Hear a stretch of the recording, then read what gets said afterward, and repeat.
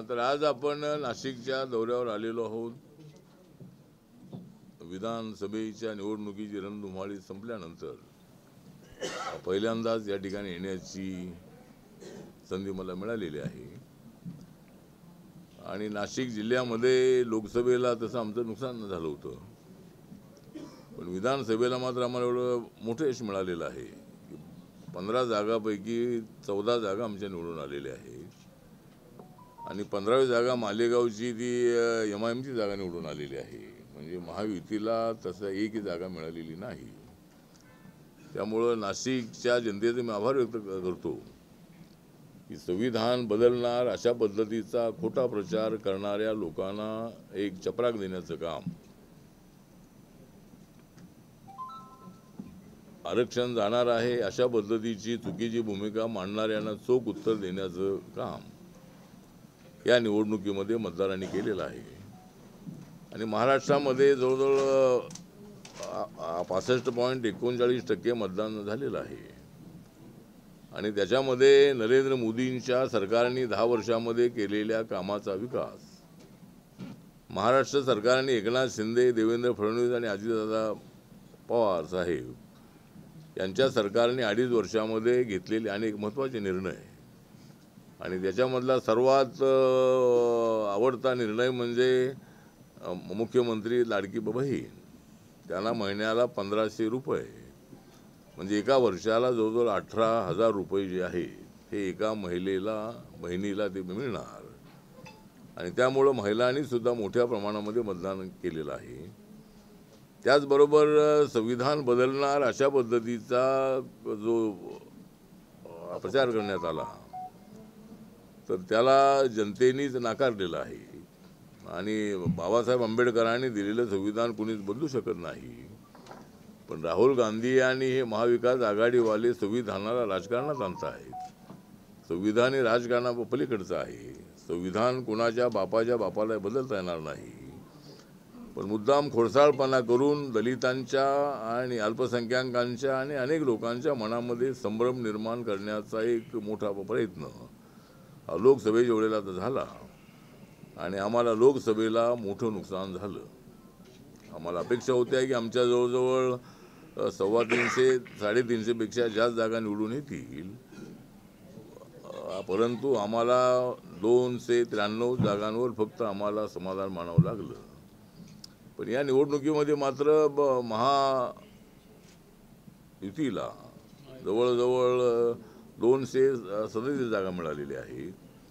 132 जागा BJPला मिळालेल्या आहेत. 7 जागा आमच्या मित्र पक्षांना मिळाल्या, अशा 139 जागा आहेत. आणि 57 जागा एकनाथ शिंदेना मिळाल्या, 41 जागा अजितदादा पवार यांना मिळाल्या. आणि महायुतीच्या नेत्यांचं एक जे मोठ्या प्रमाणामध्ये त्यांना विश्वास होता की सरकार आम्ही स्थापन करणार, मुख्यमंत्री कोण होणार हा वाद त्यांच्यामध्ये होता. उद्धव ठाकरेजी साहेब म्हणत होते की BJPचा मुख्यमंत्री होणार नाही तर तो शिवसेनेचा होणार, काँग्रेस म्हणतो ते आमचा होणार. आणि अशा पद्धतीनं त्यांच्यामध्ये मुख्यमंत्री पदाची रस्सीखेच होती. पण आमच्यामध्ये तिन्ही नेत्यांनी सांगितलं होतं की आम्ही मुख्यमंत्री पदाच्या रेसमध्ये नाही. जो निर्णय मोदी साहेब आणि अमित शाह साहेब घेतील तो मुख्यमंत्री असेल. आणि आम्हाला चांगलं यश मिळालेलं आहे. तर आज नाशिकमध्ये येण्याचं कारण हे आहे की 2 मार्च हा जो दिवस आहे हा बाबासाहेब आंबेडकरांनी काळाराम मंदिराचा सत्याग्रह केलेला दिवस. आणि बाबासाहेब आंबेडकरांनी जे आंदोलन केलेलं होतं त्याच्यामध्ये दलित आणि सवर्ण यांना एकत्र आणलं पाहिजे. जातीच्या नावावर विभागणारा समाज जो आहे त्या समाजाला जोडलं पाहिजे. आणि अखंड भारताची संकल्पना मंजूर केली पाहिजे, हीच भावना बाबासाहेब आंबेडकरांची होती. दलितांवरती अत्याचार होतेही, तरी देश म्हणून आम्ही सगळे एक आहोत ही राष्ट्रवादाची भूमिका ही बाबासाहेब आंबेडकरांनी देशामध्ये मांडली. आणि 2 मार्चला आम्ही सुद्धा हिंदू आहोत, आम्हाला मंदिरामध्ये प्रवेश का नाही हे उत्तर मागण्यासाठी बाबासाहेब आंबेडकरांनी सत्याग्रह केला होता. आणि तो जो दिवस आहे तो आमच्यासाठी अत्यंत प्रेरणादायक असा दिवस आहे. आणि कालच बाबासाहेब आंबेडकरांचं महापरिनिर्वाण झाल्याचा दिवस जो होता 6 डिसेंबर, तर परवा 6 डिसेंबर हा सुद्धा आमच्यासाठी दुःखाचा दिवस आहे, पण तो आम्हाला दलितांना ताकद देणारा दिवस आहे, प्रेरणा दिवस आहे. तर आम्ही असं ठरवलेलं आहे की 2 मार्चला इथं गोल मैदानामध्ये हजारोंच्या लोकसंख्येच्या उपस्थितीमध्ये एक बौद्ध धम्म परिषद घेण्याचा आमचा प्रयत्न आहे. एकतर आम्ही गेल्या वर्षी 16 डिसेंबरला रेसकोर्स मैदानावरती परिषद ठेवली होती आणि बाबासाहेब आंबेडकरांनी 16 डिसेंबर 1956ला, म्हणजे नागपूरची 14 ऑक्टोबर 1956ला दीक्षेचा समारंभ संपल्यानंतर मुंबई, कोकण, पश्चिम महाराष्ट्र, उत्तर महाराष्ट्र, मराठवाडा या ठिकाणच्या लोकांना जवळ पडेल अशा मुंबईसारख्या शहरातल्या सर्वात मोठ्या रेसकोर्स मैदानावर ही परिषद 16 डिसेंबर 56ला ठेवली होती. पण बाबासाहेबांचं महापरिनिर्वाण झालं, त्यांचा डेथ झाला 6 डिसेंबर 1956ला, त्यामुळं मुंबईचा तो कार्यक्रम होऊ शकला नव्हता. पण 10 वर्षापूर्वी आम्ही एक प्रचंड जवळजवळ 8 ते 10 लाख लोकांच्या उपस्थितीमध्ये एक भव्य अशा पद्धतीचा एक धम्म मेळावा मी ठेवला होता आणि तो माझ्या अध्यक्षतेखाली त्या ठिकाणी झाला होता. तर आम्ही RPIचं काम करत असतानाही बौद्ध धम्म जोपासला पाहिजे, विश्वशांतीला मजबूत केलं पाहिजे. आणि बुद्धाचा विचार आहे, विचार हा धर्माच्या पलीकडचा विचार आहे, हा शांतीचा विचार आहे. आणि त्यामुळं जगामध्ये शांती स्थापन व्हावी, हे युक्रेन आणि रशियाचं युद्ध थांबलं पाहिजे, इस्रायल आणि हमासचं युद्ध थांबलं पाहिजे, किंवा अशा पद्धतीनं अनेक ठिकाणी अशा पद्धतीची युद्ध चालू आहेत. वास्तविक सध्याच्या काळामध्ये आम्हाला युद्ध नको, आम्हाला बुद्ध हवा आहे, अशा पद्धतीची भावना सर्वांची असली पाहिजे. आणि वाद जो आहे तो वाद असेल काय, तो एकत्र बसून मिटवायला हरकत नाही आहे. पण अलीकडच्या काळामध्ये दुसऱ्या महायुद्धानंतर मला वाटतं की ही दुसरी युद्ध आता पुन्हा सुरू झालेली आहे. तर अशी युद्ध होता का म्हणा, याच्यातून जगामध्ये काहीतरी एखादी अशी यंत्रणा असली पाहिजे की युद्ध न होता चर्चेतून मार्ग निघाला पाहिजे. आणि म्हणून युद्ध थांबली पाहिजे यासाठी आणि एक बौद्ध धम्म परिषदेचे आयोजन आहे, हे आम्ही 2 मार्चला केलेलं आहे. आणि महाराष्ट्रातून मोठ्या प्रमाणामध्ये लोक येणार आहेत, आंतरराष्ट्रीय दर्जाचे काय निमंत्रित आम्ही बोलवणार आहोत आणि एक मोठी बौद्ध धम्म परिषद घेण्याचा आमचा प्रयत्न आहे. एक तर आता माननीय देवेंद्र फडणवीस यांच्या नेतृत्वाखाली सरकार स्थापन झालेलं आहे. माननीय एकनाथ शिंदे यांची बिलकुल नाराजी नव्हती. त्यांनी 27 तारखेला ते जाहीर केलं होतं की मोदी साहेब आणि अमित शाह साहेब जो निर्णय घेतील तो निर्णय मला मान्य असेल. आणि त्यामुळं आता जे शपथविधी जो आहे तो झालेला आहे. माननीय देवेंद्र फडणवीस यांच्यासोबत एकनाथ शिंदे, अजितदादा पवार यांनी शपथ घेतलेली आहे. पण आता लवकरात लवकर मंत्रिमंडळाची स्थापना करावी, विस्तार करावा अशी आमची मागणी आहे. आपण देवेंद्रजींना परवाच भेटलो होतो आणि आपल्या शपथविधीनंतर लवकरात लवकर दुसऱ्या मंत्र्यांना शपथविधी व्हावा आणि त्याच्यामध्ये रिपब्लिकन पक्षाला एक मंत्रिपद आणि एक MLC पद देण्याचं मान्य केलेलं आहे. 2-3 महामंडळाची चेअरमनपद देण्याचं मान्य केलेलं आहे. येणाऱ्या महानगरपालिकेच्या निवडणुकांमध्ये रिपब्लिकन पक्षाला सोबत ठेवण्याच्या संबंधातली भूमिकाही त्यांनी घेतलेली आहे. आणि महायुती म्हणून सगळ्या निवडणुका लढवाव्यात, महापालिका, जिल्हा परिषदच्या निवडणुका लढवाव्यात, नगरपालिकेच्या निवडणुका लढवाव्यात अशी माझ्या पक्षाची भूमिका आहे. आणि रिपब्लिकन पक्षाच्या कार्यकर्त्यांना न्याय मिळाला पाहिजे. मला एकट्याला मंत्री करून मी समाधानी अजिबात नाही आहे. ठीक आहे, मला मंत्रिपद मिळाल्यामुळं मी रिपब्लिकन पक्ष जिथं नव्हता त्या ठिकाणी पोचवलेला आहे. नॉर्थ ईस्टमध्ये रिपब्लिकन पक्ष सगळ्या राज्यामध्ये जाऊन पोचलेला आहे. नागालँडमध्ये माझ्या पक्षाचे 2 आमदार आहेत. मणिपूरमध्ये माझ्या पक्षाला रिकग्नायझेशन मिळालेलं आहे. आणि मेघालय असेल, मिझोराम असेल, अरुणाचल असेल, त्रिपुरा असेल, आसाम असेल, या सगळ्या राज्यामध्ये रिपब्लिकन पक्षाच्या शाखा आहेत. अंदमान निकोबारमध्ये आमची शाखा आहे. लक्षद्वीपमध्ये लवकरच आमच्या पक्षाची स्थापना होणार आहे. आणि बाकीच्या सर्व राज्यांमध्ये केंद्रशासित प्रदेशामध्ये आपला पक्ष आहे. त्यामुळे रिपब्लिकन पक्षाला सत्तेचा वाटा द्यावा अशा पद्धतीची आमची आग्रही मागणी आहे आणि लवकरात लवकर मंत्रिमंडळाचा विस्तार करावा अशा पद्धतीची आपली सूचना आहे. आणि आमच्या सरकारमध्ये कुणी नाराज नाही. एकनाथ शिंदे यांनी उपमुख्यमंत्रीपदाची शपथ घेतलेली आहे आणि देवेंद्र फडणवीस यांच्या नेतृत्वाखाली महाराष्ट्र विकासाच्या दिशेनं पुढे जायला आमची अपेक्षा आहे. फक्त आमची मागणी एवढीच आहे की गावागावामध्ये जे भूमिहीन लोक आहे अशा भूमिहीन लोकांना 5 एकर जमीन देण्याच्या संबंधातला एखादा निर्णय घ्यावा आणि ती जमीन कशी द्यायची, कुठून द्यायची या संबंधातला निर्णय सरकारने घ्यावा. एखादी समिती ते नेमावी, अभ्यास समिती नेमावी आणि महाराष्ट्रामध्ये किती भूमिहीन लोक आहेत, मग ती फॅमिली कुठली मराठा असेल, दलित असेल किंवा कुठल्याही जातीची असेल, ज्यांना ॲग्रिकल्चर करण्यासाठी जमीन हवी आहे अशा लोकांना ती जमीन 5 एकर दिली पाहिजे. त्या जमिनीमध्ये इरिगेशन केलं पाहिजे आणि शहराकडे येणारे लोंढे हे गावामध्ये थांबवले पाहिजेत. तर यासाठी एखादी समिती न्यावा अशी आमची मागणी आहे. आम्ही मुख्यमंत्र्यांनंतर भेटणार आहोत. त्याचबरोबर आमची मागणी आहे की मुंबईसारख्या शहरामध्ये आणि अनेक शहरामध्ये झोपडपट्ट्यांचं प्रमाण वाढत आहे.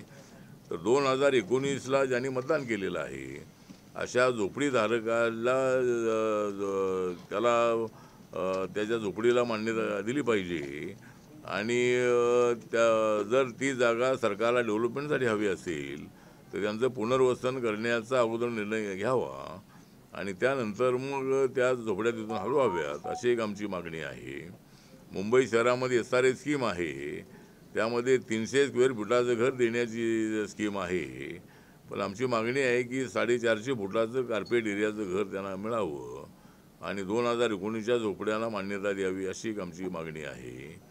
त्याचबरोबर जसं शेतकऱ्यांचं कर्ज आपण माफ करण्याची चर्चा करतो त्याप्रमाणे मागासवर्गीय महामंडळांचं जे लोन आहे, कर्ज आहे, ते कर्ज माफ करावं आणि मागासवर्गीय महामंडळांचं बजेट वाढवावं अशी आमची मागणी आहे. त्याचबरोबर प्रायव्हेट सेक्टरमध्ये रिझर्वेशन, कारण आता अनेक जे सरकारी उद्योग आहेत ते प्रायव्हेट होत आहेत, त्यामुळं रिझर्वेशनच्या जागा कमी होत आहेत.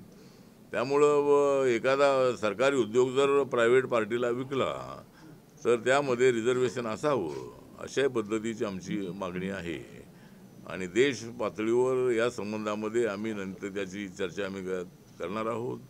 माननीय प्रधानमंत्र्यांनाही भेटणार आहोत. मी हाऊसमध्ये सुद्धा ही भूमिका पूर्वी मांडलेली आहे, आताही मी ती मांडणार आहे. आणि अशा अनेक जे आमचे प्रश्न आपले दलितांवरचे जे अत्याचार आहेत ते कमी करण्यासाठी एक विशेष अशी उपाययोजना आखावी अशा पद्धतीची आमची मागणी आहे. आणि दलित आणि सवर्ण वाद होऊ नये यासाठी जिल्हा प्रशासनाने बारकाईनं अधिकाऱ्यांनी बारकाईनं आपल्या सगळ्या जिल्ह्यातल्या 1000-1200 गावं असतात तिकडे लक्ष द्यावं आणि कुठलाही अनुचित प्रकार घडणार नाही, दलितावर कुठलाही अन्याय होणार नाही याची काळजी घेण्याचा प्रयत्न केला पाहिजे. तर अशा पद्धतीनं नवीन सरकारकडून आता विकासाच्या आमच्या मागण्या आहेत. जो नाशिक ते मुंबईचा जो रोड आहे तर तो रोड 6 लेन करावा आणि रोड सुरुवातीला बऱ्यापैकी होता पण अलीकडे त्याला खड्डे आणि असे रस्ता झालेला आहे. तर मी जिल्हाधिकाऱ्यांना आता फोनवरती बोललो की आपल्याला बजेट पाहिजे असेल तर मी गडकरी साहेबांना भेटणार आहे आणि नाशिकचा रोड जो आहे तो चांगला करावा ही आमची मागणी आहे.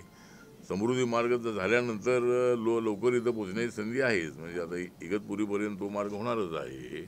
पण हा जो मेन जो मार्ग आहे मुंबई नाशिकचा तर तो आणि पुढे जर जाणारा हायवे जो आहे नॅशनल हायवे तर तो चांगला 6 लेन करावा अशी एक आमच्या पक्षाच्या वतीनं मागणी आहे. आणि नाशिक जिल्ह्याला डेव्हलपमेंटसाठी मॅक्झिमम पैसा मिळावा यासाठी नक्कीच आम्ही प्रयत्न करणार आहोत. इथले जे जिल्ह्यातले प्रश्न आहेत त्या प्रश्नाकडे आम्ही लक्ष देणार आहोत आणि आमचं सरकार हे आता थांबणार नाही. आता आम्ही भरवेगानं आम्ही पुढं चाललेलो आहोत. फक्त विरोधकांना आमचं एवढंच नम्र निवेदन आहे की रडीचा डाव खेळू नका. एक तर EVM मशीन जे आहे ते म्हणजे लोकांनी आम्हाला मतदान केलं आणि तुम्ही सांगता EVM मशीन खराब आहे, म्हणजे EVM मशीन खराब आहे म्हणणाऱ्यांची डोकी खराब झालेली आहेत. त्याने वास्तविक लोकशाहीचा अपमान करू नये. आपल्या देशाचं संविधान आहे, लोकशाही आहे आणि लोकशाहीमध्ये तुम्हाला अनेक वेळेला काँग्रेस पक्ष 70 वर्ष सत्तेवर राहिलेला आहे आणि लोकसभेला आम्ही म्हणालो नाही ईव्हीएम मशीन खराब होती. आम्ही हेच म्हणालो की या लोकांनी गैरसमज केला संविधानाबद्दल, आरक्षणाबद्दल आणि म्हणून आम्ही एवढी विकासाची कामं केल्यानंतरही आम्हाला तेवढं यश मिळालं नाही. पण तरी मोदींचं सरकार आलेलं आहे, तिसऱ्यांदा मोदी प्रधानमंत्री झालेले आहेत आणि मलाही रिपब्लिकन पक्षाचा प्रतिनिधी म्हणून मला त्यांच्या मंत्रिमंडळामध्ये तिसऱ्यांदा संधी मिळालेली आहे. त्यामुळं दलितांच्या प्रश्नांच्यासाठी आम्ही प्रयत्न करत राहणार आहोत. अशा पद्धतीची आपली भूमिका आहे. साहेब, आता तुम्ही म्हणालात की ईव्हीएम संदर्भात आता विरोधक आवाज उठवत आहेत, मात्र 76 लाख मतं कुठून आली असा देखील एक प्रश्न उपस्थित केला होता. आव्हाडांनी देखील या संदर्भात प्रश्न उपस्थित केला. काय कुठून 76 लाख मतं कुठून आली? निवडणूक आयोग वाढीव मतदान जे आहे 76 लाख, त्यावरती निवडणूक आयोग उत्तर देत नाहीये असा एक प्रश्न आव्हाडांनी उपस्थित केला. आता उत्तर देण्याचा काय प्रश्न आहे? त्या ठिकाणी उत्तर हेच आहे की त्या मस्जिदमध्ये सगळी मतं इन्क्लूड झालेली आहेत आणि कुठून मतं आली म्हणजे कुठून मतं आली तर एकदा 5 वाजता ती वेळ नाही, मतदान जे आहे ते वेळेच्या आतमध्ये जे लोक तिथं आतमध्ये आलेले आहेत सगळ्यांचं मतदान होईपर्यंत ते मतदान केंद्र चालू ठेवण्याची नियमावलीच आहे आणि त्यामुळं मतदार आतमध्ये आले होते आणि मतदारांनी मतदान केलेलं आहे. त्यामुळं ती कुठून आली मतं, कुठून आली लोकांची मतं ती आहेत काय, लोकांशिवाय ती मतं मिळणार कशी काय? आणि त्या ठिकाणी सत्ताधारी असो की कोणी विरोधक असो, तिथं सगळी सिस्टम असते, पोलीस बंदोबस्त असतो आणि आपल्यामध्ये काय बिहारसारखं किंवा काही ठिकाणी सगळं मतदार केंद्र ताब्यात घेतलं आणि गुंडागर्दी करून तिथं बटणं दाबली असा विषय अजिबात नाही. असा प्रकार घडल्याचं एक उदाहरण अजिबात नाही आहे. त्यामुळं विरोधकांच्या शंकेमध्ये अर्थ नाही आहे आणि विरोधकांनी आपला पराभव मान्य केला पाहिजे आणि सरकारकडून, देवेंद्र फडणवीस सरकारकडून त्यांची अपेक्षा काय आहे ती त्यांनी सांगावं. जरूर आम्ही जो त्यांची मागणी असेल त्या पद्धतीनं महाराष्ट्राला विकासाच्या दिशेनं पुढे घेऊन जाणार आहोत. मार्करवाडीमध्ये शरद पवार आज गेलेले आहेत. ईव्हीएम संदर्भात मार्करवाडीमध्ये जे स्थानिक ग्रामस्थ आहेत ते एकवटले. त्यांचं शरद पवारांचं म्हणणं आहे की लोकांना तर त्यासाठी हट्ट सरकार का करताय, सत्ताधारी का करताय, तो हट्ट का करताय ईव्हीएम जर लोकांना नको येतात? नाही ना, तर आता मानकरवाडी जे गाव आहे त्या ठिकाणच्या मतदानाच्या संबंधामध्ये शंका कुशंका आहे. त्याची चौकशी इलेक्शन कमिशनने चौकशी करण्याचे आदेश द्यावे. त्या ठिकाणच्या लोकांचं जे काय म्हणणं आहे त्या म्हणण्याप्रमाणे त्याचा तपास जो आहे तो करावा आणि मला असं वाटतं की अशा पद्धतीच्या शंका कुशंका निर्माण करून लोकशाही धोक्यात आणण्याचा प्रयत्न करू नये. पण जिथं कुठं काय गडबडी झालेली असेल त्याची चौकशी नक्की होणं अत्यंत आवश्यक आहे. पण सगळ्या मशीन खराब असतात असं अजिबात नाही आहे. गाडी आपण चालवत असताना गाडीसुद्धा मध्येच एकदम खराब होते. त्याप्रमाणे मशीन चालत असताना अनेक मशीन या काय थोड्याशा खराब होतात. त्यामुळे एखाद्या मशीनमध्ये काहीतरी खराबी असू शकते, परंतु सगळ्याच मशीन खराब होत्या आणि त्यांनी मतदान जे केलेलं आहे ते बरोबर नाही. मतदान एवढं आलं कुठून मतदान, तर आता मतदानाची टक्केवारी 65.39% झालेली आहे आणि त्यामुळं मला असं वाटतं की त्याची चौकशी संपूर्ण करावी असं आमचं मत आहे. बॅलेट पेपरवर निवडणुका घ्याव्या अशी विरोधकांची, बॅलेट पेपरवर निवडणुका घ्यायला हव्या अशी विरोधक. मला वाटतं की विरोधकांचं म्हणणं आहे तर विरोधकांनाच आमचा सवाल आहे की मशीन काय नरेंद्र मोदींनी आणलेली नाही आहे. ईव्हीएम मशीन आणलेली आहे तर तुम्हीच आणलेली आहे. काँग्रेस पक्षांच्या काळामध्येच ती आलेली आहे. पुन्हा बॅलेट पेपरवर घ्यायचं असेल तर इलेक्शन कमिशनने निर्णय घ्यावा. बॅलेट पेपरवर जर आम्ही जर निवडणुका लढलो तर आता जे आम्हाला मतदान मिळालं त्यापेक्षा अजूनही आम्हाला चांगलं मतदान मिळू शकतं आहे. पण बॅलेट पेपरवर अनेक वर्ष निवडणुका होत होत्या आणि काउंटिंगला वगैरे बराचसा वेळ लागायचा. रात्री सकाळपर्यंत काउंटिंग चालायचं दुसऱ्या दिवशी. त्यामुळे ईव्हीएम मशीनचा प्रयोग अनेक देशामध्ये होता आणि म्हणून ईव्हीएम मशीन ही काँग्रेसच्या काळामध्येच आलेली आहे. जर तुम्हाला नको असेल तर इलेक्शन कमिशनने निर्णय घ्यावा. बॅलेट पेपरवरही जर निवडणुका घेण्याची मागणी त्यांची असेल, पण लोकसभेला काय बॅलेट पेपरवर की अशी त्यांनी मागणी केली नाही. लोकसभेत तुम्हाला जास्त जागा मिळाल्या त्यावेळेला ईव्हीएम मशीन त्यावेळेला मात्र चांगली होती आणि आता आम्हाला चांगली मतं मिळाली ती खराब झालेली आहे. तर असा चुकीचा पायंडा पाठवू नये. आम्ही जर लोकसभेला आमचा पराभव जरी आमचा झाला नसला तरी अपेक्षेपेक्षा आम्हाला फक्त 17 जागा मिळाल्या, 31 जागा विरोधकांना मिळाल्या, तरी आम्ही काय मशीनवर सवाल उठवला नाही. आम्ही त्यांच्यावर सवाल उठवला की यांनी लोकांचा गैरसमज केला म्हणून आम्हाला मतं कमी मिळाली. तर ती तुम्हाला मतं का कमी मिळाली त्याचं आत्मपरीक्षण या महाविकास आघाडीच्या लोकांनी करणं अत्यंत आवश्यक आहे. तुमचा मुख्यमंत्री पदाचा वाद मिटत नव्हता आणि आमच्यामध्ये मात्र मुख्यमंत्रीचा वाद अजिबात नव्हता. त्यामुळे मला वाटतं की अशा पद्धतीनं लोकशाहीमध्ये विरोधकांनी अशी भूमिका घेणं हे लोकशाहीला घातक आहे असं आपलं मत आहे. आठवले साहेब, तुम्ही म्हणताय महायुतीकडे तुम्ही एका विधान परिषदेची आणि मंत्रिपदाची मागणी केलेली आहे, तर त्या विधान परिषदेवर रामदास आठवले हे प्रकाश मुंडेंना पाठवतील का? बघा ना, आमच्याकडे जवळजवळ माझ्याकडे 100 लोकांची नावं आलेली आहे. त्यामध्ये प्रकाश लोंढेंचंही नाव आहे. प्रकाश लोंढे अत्यंत ॲक्टिव्ह असणारे आमचे नेते आहेत, कार्यकर्ते आहेत. त्यामुळं अनेक जिल्ह्यामधून अनेक कार्यकर्त्यांची अपेक्षा आहे की प्रत्येकजण मला सांगतोय की मला मंत्री करा. तर आता कोण मंत्री होतोय त्यामध्ये प्रकाश लोंढेंचं एक नाव आहे 100 लोकांमध्ये. त्याच्यामधला एखादा कोणाचा नंबर लागेल. अजून काय देण्याचं मान्य केलेलं आहे, पण अजून काय माझ्याकडे त्याचा प्रस्ताव आला नाही. आणि देवेंद्र फडणवीस साहेबांनी मला सांगितलं की तुमचा मंत्री आता मी करणार आहे, त्यावेळेला मी नाव जाहीर करेन. त्यामध्ये अनेक नावं आहेत, त्यामध्ये प्रकाश लोंढेंचे नाव आहे आणि ते अत्यंत ॲक्टिव्ह आणि होतकरू कार्यकर्ते आहेत. त्यांनी संघटन अत्यंत चांगलं मजबूत बांधलेलं आहे आणि त्याला सत्तेचा सहभाग नक्की मिळेल अशा पद्धतीचं बघूया काय देता येईल. तुम्हाला नेमकं काय आश्वासन देण्यात आलेलं आहे मंत्रिपदासंदर्भात आपल्या पक्षाला?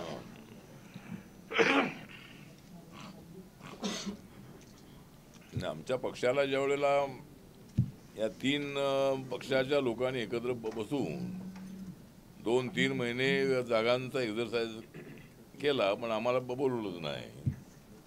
आणि मग आम्ही म्हणतो तर आम्हाला 10-12 जागा द्या. तर ज्यावेळेला 10-12 जागा मिळणं अशक्य असं मला वाटलं, त्यावेळेला मी बोललो आम्हाला 4-5 जागा द्या. कारण आम्ही काय महायुतीला सोडणार नाही. महादेव जानकर मागच्या वेळेला आमच्यासोबत आमचे ते मित्रच आहेत. ते पवार साहेबांना भेटून आले आणि त्यांना लगेच परभणी जागा सोडली. पण मी पवार साहेबांना भेटलो असतो तर मलाही शिर्डीत जागा मिळाली असती, पण मी काही त्यांना भेटून आलो नाही.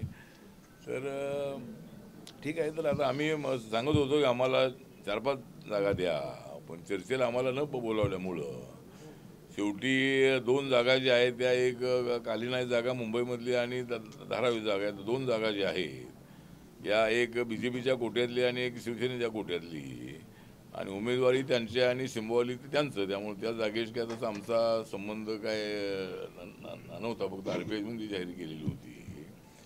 पण त्यावेळेला आम्हाला त्यांनी आश्वासन दिलेलं आहे की एक MLC आणि एक मंत्रिपद देण्याचं मान्य केलेलं आहे. 2-3 महामंडळाची चेअरमनपद देण्याचं मान्य केलेलं आहे. महापालिकेला जिल्हा परिषदेला सोबत ठेवण्याचं मान्य केलेलं आहे.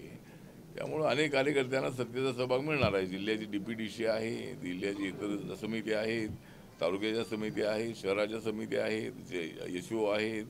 अशा पद्धतीनं जिल्ह्यामधल्या 500 कार्यकर्त्यांना सत्तेचा लाभ मिळेल अशा पद्धतीचा प्रयत्न आम्ही करणार आहोत. पण MLC देण्याचं आणि एक मंत्रिपद देण्याचं मान्य केलेलं आहे.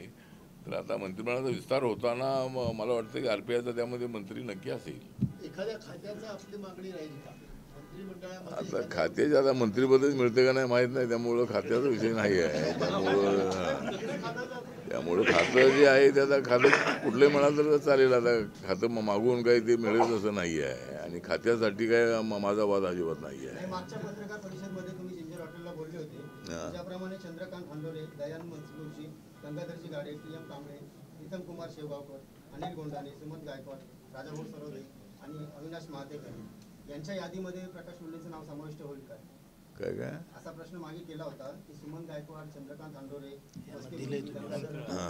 गाडेजी यांच्या यादीमध्ये प्रकाश लोंढेंचं नाव सामील होईल का? सांगितलं मी आता ते प्रकाश लोंढेची 100 नाव आली, त्यात प्रकाश लोंढेचंही नाव आहे. त्यामुळे एक नाव कुठलं तरी जाहीर होईल.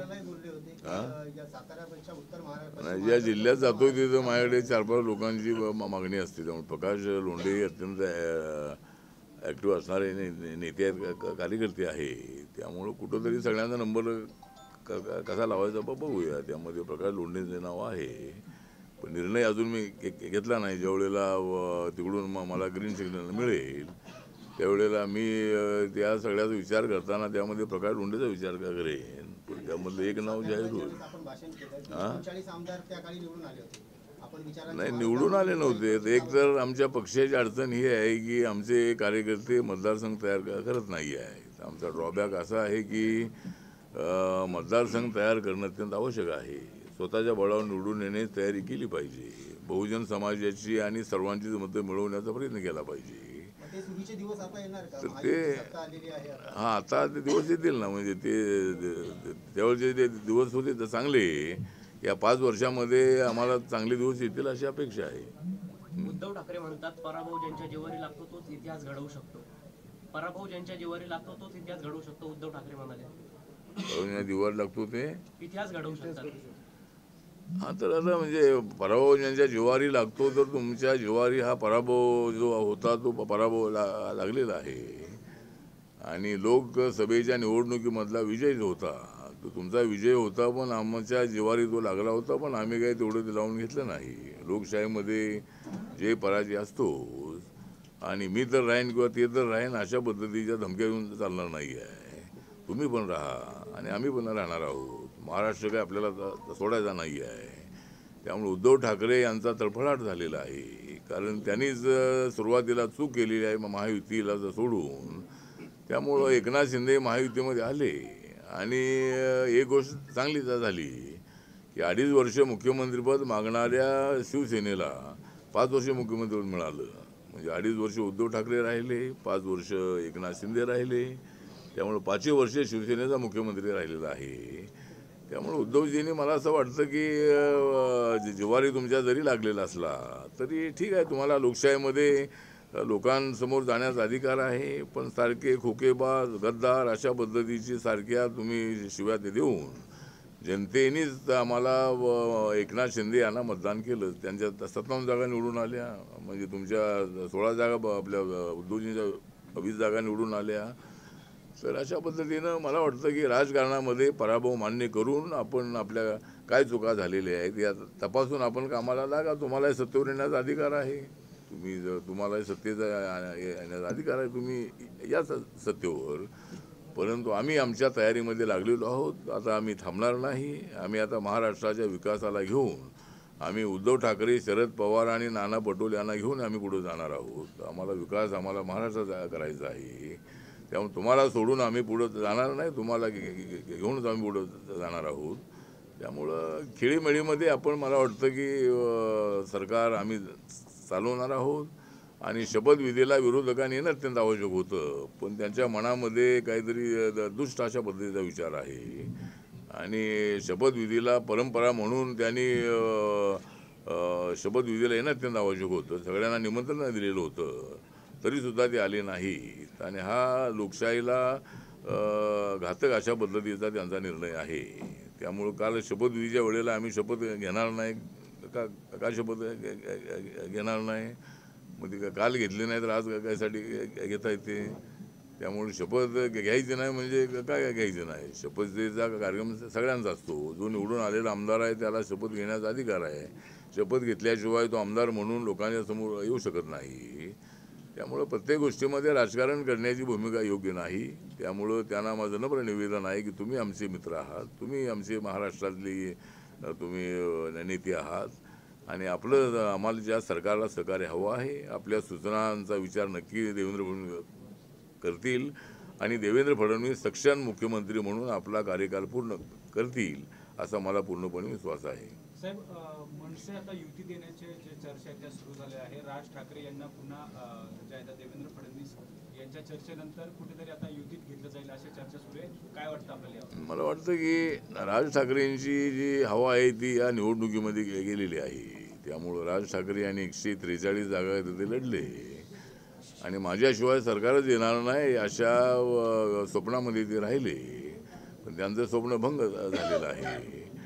आणि बाळासाहेब म्हणायचे की माझ्या सभांना एवढी मोठी गर्दी होती पण मतं मिळत नाही आहे. फक्त एकटे छगन भुजबळ हे माझगावमधून निवडून यायचे आणि बाळासाहेबांच्या सभांना तर प्रचंड गर्दी असायची.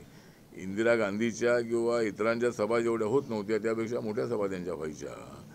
तशा राज ठाकरेंच्या सभा मोठ्या होतात, पण लोक ऐकायला येतात आणि निघून जातात. ते काय मतं देण्यासाठी त्यांच्यासोबत राहत नाही आहेत आणि त्यांनी प्रयत्न असा केलेला आहे, पण राज ठाकरे महायुती देतील असं मला वाटत नाही आहे. पण काही ठिकाणी आता पुढे काय निर्णय होणार आहे मला माहीत नाही आहे. पण महायुतीमध्ये त्यांना घेण्यामध्ये काही फायदा अजिबात नाही आहे, कारण त्यांची जी लाईन आहे ती हार्ड लाईन असल्यामुळं त्यांचा विशेष आपल्याला काही फायदा होणार नाही आहे. आणि मी महायुतीसोबत असताना त्यांची काय आवश्यकता आहे, म्हणजे माझा रिपब्लिकन पक्ष आहे, त्यामुळं त्यांची महायुतीमध्ये आवश्यकता अजिबात नाही असं माझं व्यक्तिगत मत आहे. परंतु फडणवीस साहेब तर म्हणतायत की त्यांना आता आम्ही बरोबर घेऊ, मागच्या वेळेस जागा देणं आता बरोबर तुम्ही घ्याल, पण ते येतात की नाही काय माहीत नाही आहे. त्यामुळं बरोबर आता महापालिकेच्या निवडणुकीमध्ये कुठं काय निर्णय होईल मला माहीत नाही आहे. पण BMCच्या निवडणुकीमध्ये कदाचित त्यांचा फायदा होऊ शकतो. BMCची निवडणूक आहे, BMC आहे, मुंबईची महापालिका आहे, नाशिक आहे, ठाणे आहे, अशा काही ठिकाणी त्यांचा थोडा उपयोग होऊ शकतो. पण निर्णय काय घ्यायचा तो त्यांच्या देवेंद्र फडणवीस, एकनाथ शिंदे आणि अजितदादा पवार हे घेतील, किंवा दिल्लीचे जे आमचे आहे कमांड आहे BJPचा ते निर्णय घेतील. पण माझं व्यक्तिगत मत आहे की त्यांची काही आवश्यकता अजिबात नाही आहे. त्यांना घेण्यामुळं आपलं नुकसानच होणार आहे. त्यामुळं त्यांना घेऊन फारसा फायदा होणार नाही. कोणत्या मुद्द्यावर विरोध आहे, नक्की कोणत्या मुद्द्यावर विरोध आहे? नाही, माझा विरोध या मुद्द्यावर आहे की एकदम मुस्लिम विरोधी भूमिका एकदम घेऊन चालणार नाही आहे. ते शिवसेनेतून बाहेर पडल्यानंतर त्यांनी आपला रंग बदलला होता आणि त्यांच्या झेंड्यामध्ये निळा रंग होता, हिरवा रंग होता, भगवा रंग होता. आता दोन्ही रंग गायब झालेले आहेत आणि आता फक्त भगवा रंग आता त्यांच्या झेंड्यामध्ये आहे. त्यामुळे असं द्या, भगवा झेंडा जो आहे तो भगवा रंग हा आमचा रंग मूळ आहे. बौद्ध भिक्खूंच्या चिवराचा रंग भगवा रंग आहे आणि त्या भगव्या रंगाला एक आगळं वेगळं असं महत्त्व आहे. त्यामुळं निळा आणि भगवा जर एकत्र, आमचं म्हणणं एवढंच आहे की एकत्र आल्यामुळे निळा आणि भगवा तर एकत्र जो आलेला आहे आणि त्यामुळं मग मला असं वाटतं की जो बहुजन समाज आहे, दलित समाज आहे, गरीब समाज आहे, हे सगळे समाज एकत्र आलेले आहेत. आणि आता राज ठाकरेंना घेऊन फारसा जे नॉर्थ इंडियन आहेत, साऊथ इंडियन आहेत, मराठी माणसाच्या हक्कासाठी आपण आवाज उठवलाच पाहिजे. पण मुंबई शहरामध्ये आलेला जो माणूस आहे, व्यापारी वर्ग आहे, त्याला आता ज्याला मराठी वाचता येत नाही तिथं इंग्लिशमध्ये त्याचा बोर्ड असला पाहिजे. तू इंग्लिशमध्ये बोर्ड नकोच असं म्हटलं तर लोकांना काय वाचता येणार नाही. आता आम्ही फॉरेनला जातो, तिथं लोकल भाषेमध्येच बोर्ड असले तर आम्हाला काय कळणार नाही कुठलं दुकान आहे आणि काय आहे ते. त्यामुळं इंग्लिशमध्ये जे बोर्ड असतात त्यामुळं आम्हाला हे स्टेशन कोणतं आहे, हे प्लेस कुठली आहे ते कळतं आहे. त्यामुळे मराठी भाषेसाठी आपण आग्रह धरायला काय हरकत नाही, आपण सगळे मराठीच आहोत. पण मराठीच्या नावाखाली दुसऱ्यावर अन्याय करणारी भूमिका योग्य नाही असं माझं मत आहे. मतभेद याच मुद्द्यावर आहे. तुम्ही म्हणतायत का राज ठाकरे मुस्लिम विरोधी भूमिका घेतात? तुम्ही ज्या पक्षासोबत युतीमध्ये आहात, महायुतीमध्ये, त्याच भाजपने हिंदुत्वाचा नारा दिलेला आहे. नाही, हिंदुत्वाचा नारा दिलाय म्हणजे तो काय मुस्लिमांच्या विरोधामध्ये नाही आहे, कारण मुस्लिम समाजाचे बरेचसे लोक BJPमध्ये आहे. BJPच्या जे अनेक विंग्स आहेत त्यामध्ये मुस्लिम मायनॉरिटीची एक विंग आहे आणि त्यामुळं त्यांचा राष्ट्रवादी मुस्लिमांना विरोध नाही आहे. जसं बाळासाहेब ठाकरे म्हणायचे की माझा सगळ्या मुस्लिमांना विरोध नाही, मी जर हिंदुत्ववादी असलोही तरी जे पाकिस्तानला सपोर्ट करणारे मुस्लिम आहेत त्यांना आमचा विरोध आहे. आणि हे सगळे हे जे मुस्लिम आहेत ते सगळे अगोदर हिंदूच होते. त्यामुळं मला असं वाटतं की एकदम हार्ड लाईन घेणं योग्य नाही. त्यामुळं कुणाचे भोंगे काढू, हे करू, आपली सर्व धर्मसमभावाचं संविधान आहे, संविधानाने सगळ्या धर्मांना समान न्याय दिलेला आहे. त्यामुळं समान नागरी कायद्याच्या संबंधामध्ये सुद्धा बाबासाहेब आंबेडकरांनी भूमिका मांडली होती की समान नागरी कायदा असला पाहिजे आणि त्यामुळं तो काय कायदा मुस्लिमांच्या विरोधामध्ये अजिबात नाही आहे. त्यामुळं मला असं वाटतं की अशी हार्ड लाईन घेणं बरोबर नाही. मुस्लिम आपले बांधवच आहेत आणि जे आपल्याला सपोर्ट करणारे आहेत. म्हणून जसं आमच्या योगी साहेबांनी जी भूमिका मांडली होती बटेंगे तो कटेंगे, तर बटेंगे तो म्हणजे मोदी साहेबांना पाठिंबा देणारे जे लोक आहेत ते जर वेगळे झाले, जसा 2014-19ला सगळ्या लोकांनी पाठिंबा दिला सगळ्या जाती धर्माच्या आणि मोठं यश BJPला मिळालं, त्याप्रमाणे त्यांनी आता आवाहन केलेलं होतं की मोदी साहेबांना पाठिंबा देणाऱ्या लोकांमध्ये फूट होऊ नये, ते सगळे एक राहिले पाहिजे, तरच आपल्याला फायदा आहे, नाहीतर आपलं नुकसान आहे. तो काय हिंदूंच्यासाठी तो नारा होता असं अजिबात नाही आहे. आणि त्यामुळं मला वाटतं की हिंदुत्व जे आहे ते हिंदुत्व म्हणजे राष्ट्रीयत्व हिंदुत्व आहे अशी भूमिकाही अनेक वेळेला मांडण्यात आलेली आहे. त्यामुळं आम्ही बुद्धिस्ट आहोत आणि आमचा तत्वतः जरी काय मुद्द्यांवरती जरी काय आमचा मतभेद असलेही तरी बाबासाहेबांच्या संविधानाप्रमाणे सर्व धर्म समभावाची भूमिका आपली असली पाहिजे. आणि म्हणून आमची भूमिका हीच आहे की जरी BJP सोबत काय वैचारिक मतभेद असलेही तरी मोठ्या इंटरेस्टच्या दृष्टिकोनातून आम्ही BJP सोबत आहोत. आम्ही शिवशक्ती भीमशक्तीचा बाळासाहेबांनी सांगितलेला प्रयोग आणि नरेंद्र मोदी यांचा सबका विकास या मुद्द्यावर आम्ही BJP सोबत शिवसेनेसोबत आम्ही आहोत. त्यामुळं आम्हाला त्यामध्ये चांगल्यापैकी आता यावेळेला चांगलं यश मिळेल. नाशिकच्या महानगरपालिकेमध्ये आम्हाला काही चांगल्या जागा मिळतील, जिल्हा परिषदेला मिळतील असा विश्वास आहे. साहेब तुम्ही आता बोलताना मुंबई आणि मराठी भाषेचा उल्लेख केला, मुस्लिम विरोधी नाहीये, मग नितेश राणेंना तुम्ही काय सल्ला द्याल? नितेश राणेंना तुम्ही काय सल्ला द्याल? कारण की त्यांच्या ज्या भूमिका आहेत नितेश राणेंना सल्ला हाच आहे की नारायण राणेंनी जी भूमिका घेतली ती भूमिका त्यांनी घेतली पाहिजे आणि कठोर हिंदुत्वाची भूमिका घेणं हे आपल्याला राजकीय दृष्टिकोनातून फायद्याचं नाही आणि कठोर हिंदुत्वाची भूमिका घेणं हे संविधानात बसणारं नाही. त्यामुळं हिंदू समाजाच्या संरक्षणासाठी लढा देणं हे समजू शकतो, पण कुणाचा विरोध करणं ही भूमिका आम्हाला मान्य आहे. त्यामुळं नितेश राणेंना माझा सल्ला हाच आहे की त्यांचं ते अजूनही ते फार ॲक्टिव्ह आहेत आणि विरोधकांना उत्तर देण्यामध्ये अत्यंत सक्षम आहेत. BJPचे प्रवक्ते म्हणून त्यांचं काम अत्यंत उत्कृष्ट आहे, पण त्यांनी एकदम अशा पद्धतीची भूमिका एक निगेटिव्ह किंवा एकदम कठोर भूमिका जी आहे ही थोडं घेणं त्यांनी टाळलं पाहिजे असा त्यांना माझं सल्ला आहे. आणि ते नारायण राणे आमचे चांगले मित्र आहेत आणि त्यांचे चिरंजीव नितेश राणेबद्दल आम्हाला चांगला रिस्पेक्ट आहे. ते उद्धव ठाकरेंना आणि विरोधकांना चोख उत्तर देण्यामध्ये अत्यंत एक्सपर्ट आहे. त्यामुळे त्यांनी थोडी आपल्या भूमिकेमध्ये सॉफ्ट भूमिका करावी असं आपलं मत आहे. साहेब आता आपण बोलताना मराठी आणि मुंबईचा उल्लेख केला, मात्र उद्धव ठाकरे म्हणतायत एक हेतू सेफ आहे असं म्हणतात. उद्याची मुंबई सेफ राहणार आहे का? नाही, उद्याची मुंबई म्हणजे हम एक आहे तो सेफ आहे.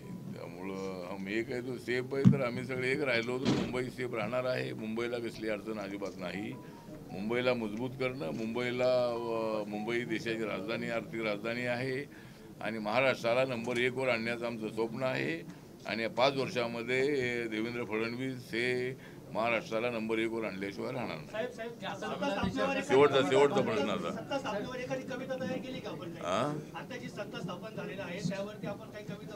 ते आम्हाला मंत्रिपद मिळाल्यावर मी माझी कविता सांगतो.